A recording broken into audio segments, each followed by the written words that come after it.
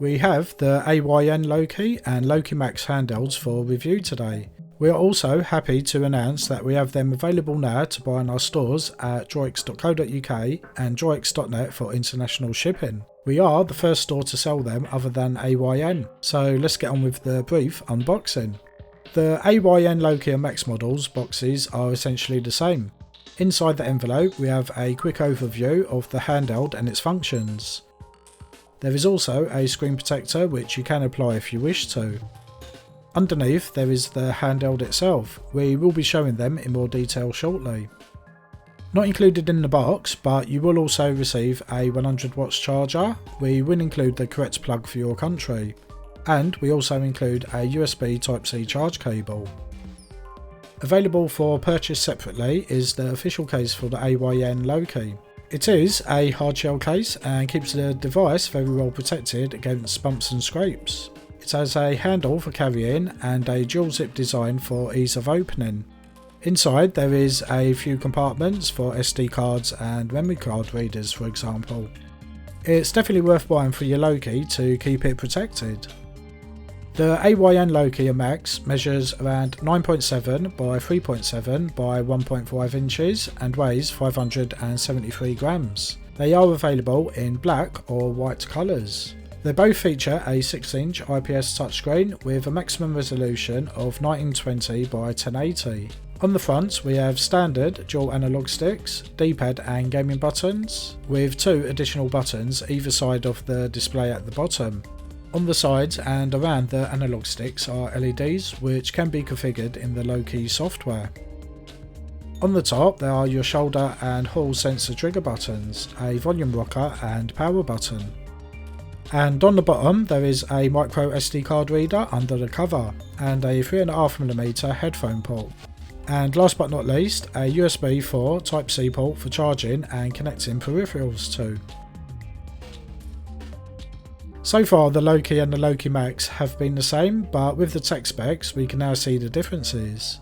The Loki Max features the AMD 6800U with 8 cores and 16 threads, whilst the Loki features the 6600U with just 6 cores and 12 threads. They feature the AMD Radeon 680M and 660M graphics respectively. Both models come with 16GB of LPDDR5 RAM running at 6400 MHz. They also both have 512GB of M.2 NVMe SSD for storage. For communications there's Wi-Fi 6E and Bluetooth 5.2 for connecting wireless peripherals to. The 46.2 Wh rechargeable battery was measured whilst running the Street Fighter 6 benchmark on a loop at 28 watts TDP. On the Loki we got 1 hour 8 minutes and the Loki Max we got slightly less at 57 minutes. On sitting idle on the desktop at 28 watts TDP we got roughly 7 hours for both. Whilst running the benchmark we also tested the fan noise and temperatures. We got 74 decibels and 49 degrees C on the Loki and 77 decibels and 53 degrees C on the Loki Max. We're using the latest available AMD drivers for the 680M and 660M for comparison of the two models. For the gaming benchmarks we are testing at both 1080p and 720p across 28, 20 and 11 watts TDP to get a range of performance data to compare. We're using the same settings for both models. We start the benchmarks with 3D Mark which tests the CPU and GPU performance together. For Time Spy the Loki Max scores very well with 2805 compared to the Loki with 1799. Around 43% difference. On Night Raid the difference drops to around 24% and for Firestrike it rises to around 37% difference. Cinebench tests the CPU performance on single and multi-core benchmarks. On single core we see around an 8% difference in performance and for multi-core we see that increase to around 24% thanks to the additional cores and threads on the 6800U. We are testing Forza Horizon 5 on the very low graphic settings.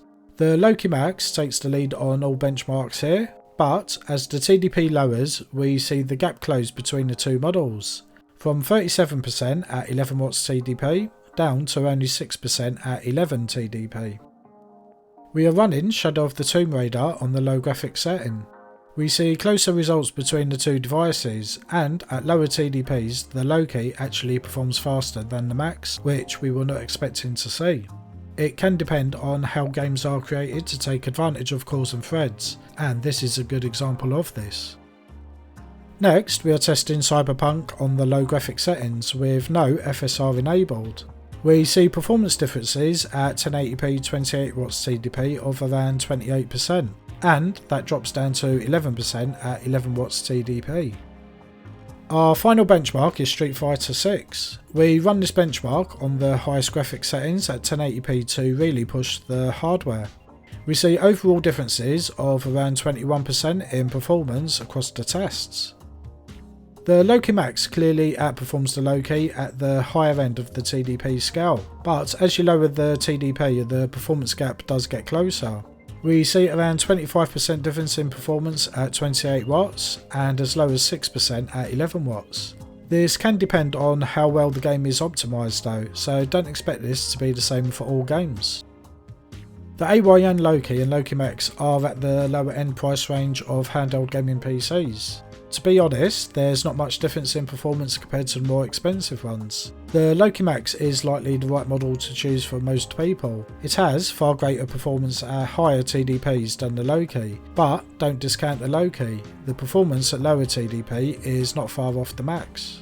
So depending on what kind of gaming you're planning, the Loki could also be the one to consider. For example, older, less demanding games and most emulators will happily run at lower TDPs. Not only does this conserve battery life, it is also lower in price than the Loki Max, giving you longer gaming time and at less cost. Both models in terms of quality, features and performance are decent. They are comfortable to hold, as portable as any other handheld in this size range, and the overall performance is up there with other 6800U based handhelds. My only real negative is there's only one USB port. Two would have been nice to have, but you can always use a docking station to overcome this. You can learn more about and buy the Loki and Loki Max from us at DROIX.co.uk and DROIX.net for international shipping. Use the discount code 5OFFLOKI for a 5% discount. Please note the code may expire after 1 month, and it cannot be used whilst there is a sale or other promotion. That wraps up our review of the AYN Loki and Loki Max. We hope you have found the comparison useful. Please take a moment to subscribe if you have not already. It helps to grow this channel and we can keep making videos like this. Thanks, and we hope to see you back in the next one.